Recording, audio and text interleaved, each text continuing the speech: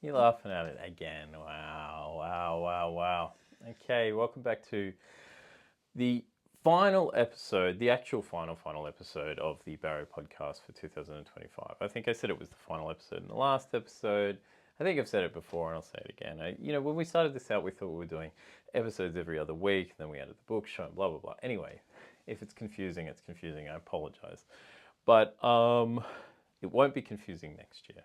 I will remember what we are actually doing next year. It will be streamlined. It will be streamlined, that's right. And speaking of next year, there's going to be some announcements forthcoming. I'm going to try and get like something of a website together, I think. And there's going to be a few things that we announce as we move on. But a little bit of housekeeping before then. I mentioned it last week. I just need to mention it again. We're going to take 6 weeks off, which means that we'll be back. First episode of the new year is going to be February 1st, Sunday of 2026. And please don't forget there's a Christmas discount at the moment that we're doing on the Substack. So it's a really great time to join the Substack. And if you head over there, we've got archives, bonus episodes, and our Reading in Progress series that we're doing, where we are reading excerpts of the memoir as we write it. So there you go. Terrific. You sound excited about it. That's good. Well, whatever. So today we are looking at this. Can you ever forgive me? Which feels like an apt question. Can you ever forgive me, Mum, for starting this project? And I think from you to me, can I ever forgive you I was going to go off on that tangent. all of it? I was going to go off on that tangent. Were you really? Well, let me just do a quick rundown of this, okay? Can You Ever Forgive Me? Memoirs of a Literary Forger by Lee Israel. I'm just going to do the blurb real quick, okay? So, for most of her life, Lee Israel was an author, and a good one. But after a string of failed books and final notices, she found herself nearly broke, in danger of losing her apartment and her beloved cat. Desperate to hang on to the life she'd worked so hard for, she embarked upon a bold and irreversible endeavour, starting a one-woman forgery business run out of a Greenwich Village bar and phone booth. For years, she wrote more than 300 fake letters, imitating the styles of famous writers like Dorothy Parker and Noel Coward, and selling them to memorabilia and autograph dealers across the country. It was some of her best work until she fell under suspicion and became the target of an FBI investigation. Candid, compelling, and at times laugh-out-loud funny, Can You Ever Forgive Me?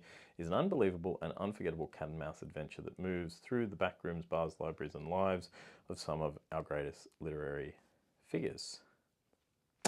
And now a motion picture, which I'll talk about at the end. Yep. Because the movie's great. Yeah. Sure.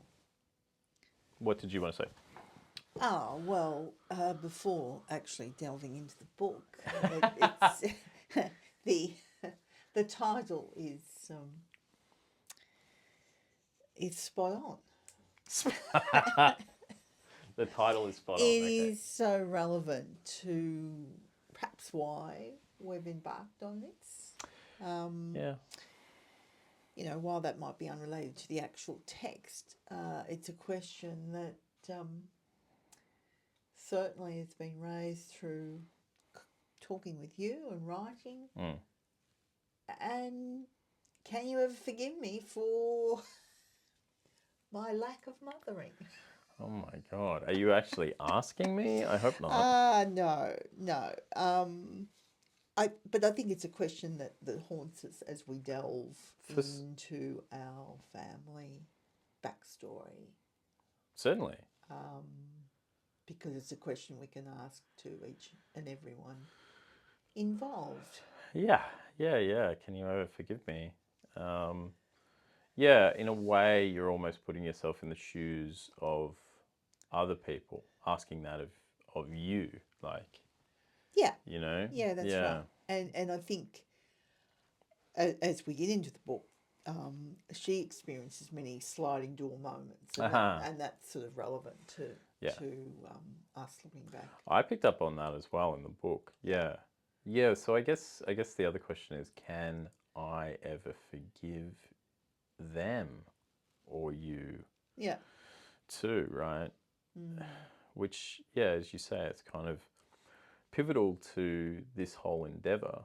And I think that maybe the memoir writing process, I never really thought about this while I was reading the book. I was just reading the book, but you know, I never really thought about the question, the title rather, being such an apt title for the last episode of the year.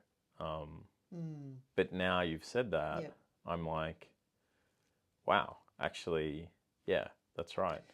And it's also in that realm of the always ongoing philosophical dilemma between forgiveness and forgetting.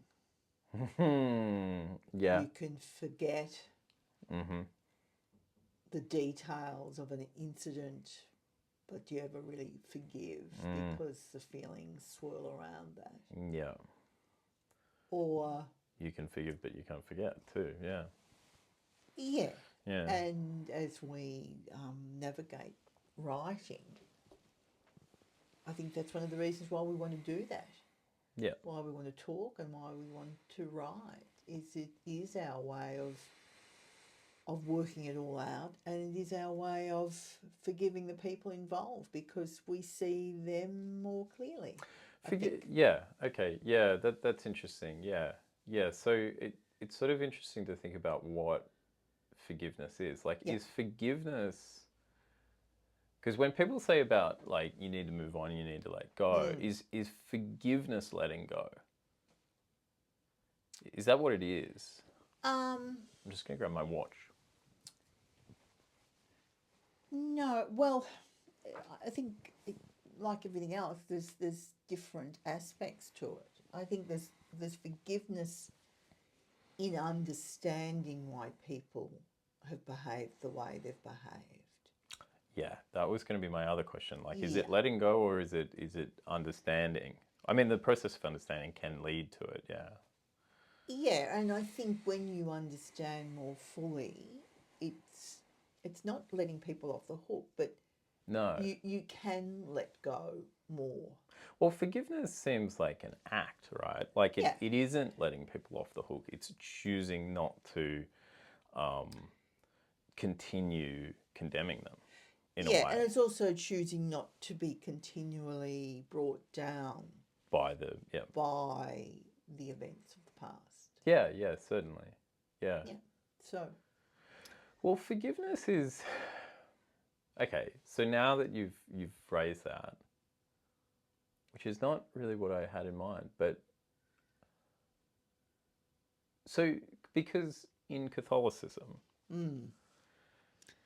you know, turning the other cheek and forgiveness and all that is seen as kind of foundational in terms of the value system of the church, right? Yeah, and I think to take your point, it may very easily be seen as passivity. No, I well, yeah, certainly. There's that aspect to it, but I guess, well, what did you mean by that? Where were you going to go with that? No, because I think it's more in the realm of understanding. And, you know, turning the other cheek doesn't mean you're not indignant or not hurt. Yeah. But it just means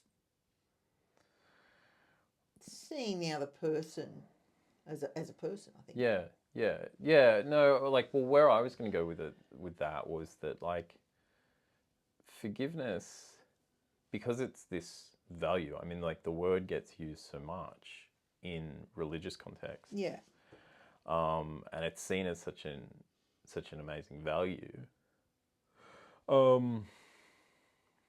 There's two things to that. One is that I think we're now in a culture that does not practice forgiveness at all. That really forgiveness is almost completely off the table these days. Because there's no understanding. You're not seeing the person with the opposite view or the person that's done something to hurt you as a person. Yeah. Yeah, I see that. Like being siloed, you mean? Yeah. Yeah. Yeah, I think so. Certainly. So first of all, yeah, there's that aspect where I'm like, actually, now we're talking about forgiveness. I'm like, man, there is like no forgiveness anymore. Like people are We're going down rabbit warrens trying to find out mistakes that people have made. that Yeah. people have made. Yeah, certainly. And but on the flip side with forgiveness, like I think about sin and I think about penance. Yeah. And That's probably because of our yeah, Catholic background. certainly. But I think it's a lot harder to forgive people when they haven't shown remorse too. Like that's the other aspect in all of that, right? Sure. So I think sticking with like culture, I'm always sort of like, gee, people aren't forgiving, but they're also not permitting the person to be remorseful. There is not much space for a person to say sorry anymore. No, and I think that's a big problem. Yeah. But the other thing I was going to say too was that when it comes to our family being a particularly religious family, like there's no embodiment of the values of religion, and especially when it comes to forgiveness, there was no turning the other cheek. In fact, like it was purposefully the opposite, and that has caused so much damage. And yes, the sin has been heralded. well, yeah, but when I think about like your father, because you've told me about, wasn't there a period of time he was having like a series of conversations with our priest at our local parish about this very thing. And then forgive and forget. And then didn't he say that actively he couldn't or wouldn't forgive? Wasn't that his kind of claim? I think so. Yeah. So I think he sort of battled with it, but really had a fixed view on it anyway. Yeah, I mean that battling with it seems quite performative in retrospect. Yes. Like it's sort of like because the actions and the words don't speak to it, of course. Yeah, like it's sort of I want to forgive and I want to whatever, but it's like ultimately you're never going to. So why even sort of court that notion, Yeah. Yeah. It's funny, like you brought that up, because I wasn't thinking about that coming into this, but then as soon as you said it, I'm sort of like, gee, I think that a lack of forgiveness in the culture and atmosphere of our family environment really set me up to be, quite fearful. Like that I felt as if, I was in an atmosphere where the world was out to get you. Of judgment, though, too.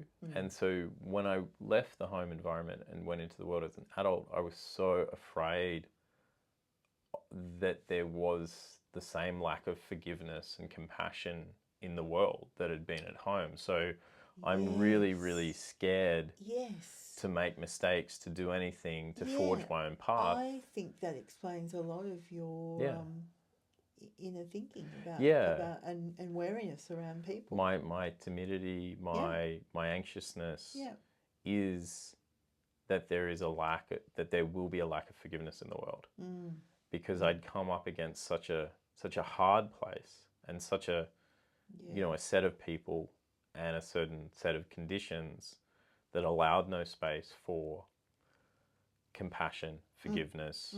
I'm only sort of, I know these things, right? But you sort of, it's weird to play this game of like focusing on one word and then being like, oh, from that one word I can mine all this other stuff. Yeah, that's exactly right. And getting back to the text. Well, getting on to Can You Ever Forgive Me? Yeah. She goes through those cycles and ending up you know, in committing criminal offences. Yeah.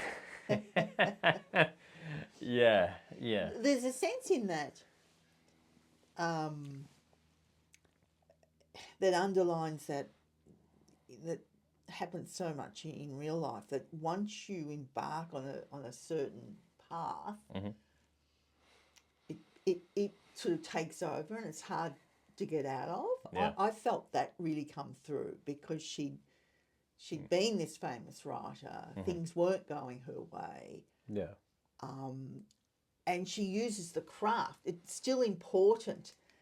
Her obsession with the craft as an art form comes into play in what she ends up doing.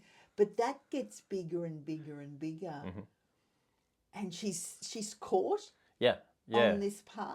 Her integrity as a writer and as an artist, I suppose, inflames the whole situation, because she's also going, I'm actually really good at this. Yes, and that is fanning her ego. Like, I mean, I love the parts in the book when she sets herself apart. I mean, why am I going to be working in an office when I've got so much to contribute to the world? Like, she puts herself above. Yeah. And, you know, when I read that comes into being about Absolutely. what artists feel, and I'm putting that on you. Yeah, no, it is very relatable. Yeah. Because this is important. Well, and I think she's just overwhelmed when she's no longer thought of as important. Well, it brought up a lot of things. So, like, you know, to set the stage for this book, it's like, you know, I read the blurb, but basically you've got a woman who's been a successful writer. She's had, like, good publishers and good agents. She's been wined and dined and all those things. And it's just not working anymore. Like, her book, her latest book, which she sort of did these celebrity biographies, I think. And then, you know, one falls flat and it's not a hit. And then... And then suddenly this thing that she's been reliant on, which was this, I mean, the artist's career is like this. Like, it's all chance, right? Like, it's a gamble. Yeah. And so if you're up, but, like, you could be done tomorrow. And forgotten. Forgotten. Yes.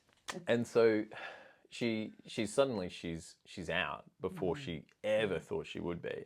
And, you know, to survive, she starts forging letters, but as you say, like, she's good at it, and her little writer ego and her little artist brain are, like, you know, the worst thing in the world, because she's like, I'm actually doing something. I'm doing something pretty special again, because only I've got the ability to do it. I love that. The lengths to which she goes. I mean, she goes to the point of, she has these different famous people that she impersonates in her letters. She goes to the length of, like, buying different typewriters so that they match in time with the typewriter that person was known to have used, and all sorts of things, and stationery and all sorts of things. Like the level of detail is incredible. And she's also astute enough to go to a variety of people selling these things. It's quite an industry for a while. It's hilarious. It really is funny. And one of the things that drove my interest in bringing this book in was, there were a few things. Like, on a personal level for me, the book is also so much about what is the real desire driving your art and writing, okay? And is it to make something unique? Is it to just say your piece? Is it actually fame? Or is it perhaps nostalgia for, like, a bygone era? Now, there's an aspect of her throughout this book that, and I completely relate to this. She doesn't just want to be a successful writer. She wants to be the most successful writer at a particular point in time and place. She wants to be a successful writer in New York, really in an era that's past. And I understand that fully, because like, my whole sort of train that I was on leading up to publishing my novel, and I've had to really reckon with this in hindsight, is I thought I could I think I've said this to you before. I thought I could write myself into being. I thought I could write myself into a life. Yes. But furthermore, I thought I could write myself back into the past, as in I was going to be such a successful author that I was going to be the author, and I would be the author that is wined and dined and all this sort of stuff. Well, no publisher has it in the budget to wine and dine any author. The days of novelists being famous are well and truly done. You know, and so really my sense of wanting to be a writer was really connected to a nostalgia for an era that's over. Yes. And there is such a giant aspect of that in her and in this book. Yeah. And there is also, and this goes for me on the personal level as well, that thing of like, do you want to write a book, actually? Or do you want to be, I mean, maybe it's not quite the right word, but do you want to be famous? And I think... Do you want to be known as the person that writes the book? And that's right. And I think given my disappointment with what happened with my book, I did not just want to publish a book. I very clearly wanted is something more than that. Yeah. And I wanted the attention that would come with it. Of course. Certainly. So when I'm reading, parts of the book like that, I am thinking of you, of course, and your ambition, of course, and how she lives alone. She's sort of a bit really dismissive of people. She she's thinks alone with the cat, and I'm thinking she thinks she's better than everybody. Yep. And you know, and she doesn't have to deal with people because she shouldn't. She's above that. She's above that, and she'll always be above that. And then she finds herself in a situation where she's, working next to the commoners, and she can't hack it. And as petty as it is, I completely relate to that. I'm like, because you thought, as she did, you thought your craft meant something. Would elevate. Yes. I thought it meant something. It meant something. And it would elevate you. Yeah. And that's the thing, is that when it means everything to you, you are shocked and horrified and appalled and dismayed by the fact that it means nothing to people. Like, when you meet people who gladly tell you they don't read, and you're sort of like, I don't. What do I do with that? I don't know what to do with that, and also I wish why would you tell me that? Yeah. I don't want to. I don't even want to know that. I don't want to know that people like you exist, And so there is that aspect, like you sort of. It's a weird thing trying to be an artist, because the line, the margin between success and flop is it's so thin that it's almost imperceptible, right? But the world you enter on success versus flop, they are so far apart. Yeah, that's very good. And the fact that you're on that margin, there's this real fear, because it's like, success, I'm all the way over here. Flop, which is right next door to success, and I'm all the way down there. And that really fucks with your head, and it really screwed me up, like, because you're so always on that line, and you're so desperately hoping, like, please don't let this be a flop, like, please let this be a success, and then I get to enter the world I deserve, because if it's not, I have to live in hell. Yeah, but in that, and referring to her, is that fine balance, because it's other people's judgment Yeah. of your worth or the worth of your work. Oh, of course, you're at the mercy of everybody. You hand the piece of art over, Yeah. and it's sort of almost no longer yours. And that's the thing I also meant to say is what the two things that are right next door to each other, success versus failure, is success and you have all the power. No success, you have no power. No. And it is a reversal. Like you get the book published and you are elevated beyond. Yeah. The publisher says no. And you can't, there is nothing you can do to get them to publish it. You have no power. And so that, at the mercy of the, thumb up, thumb down, that's right. coin flip, whatever you want to say, it's excruciating. It's unbearable to be in that position.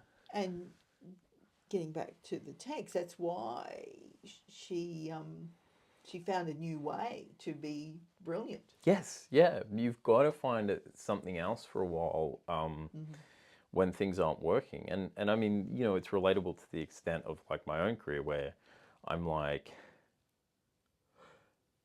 I said to you not so long ago that like publishing something actually ruined my psyche for writing, because before I'd been published, it was all guesswork. It was try. I've never been published, and I have all this optimism and this hope. It's like a break. Striving, yeah, you're striving.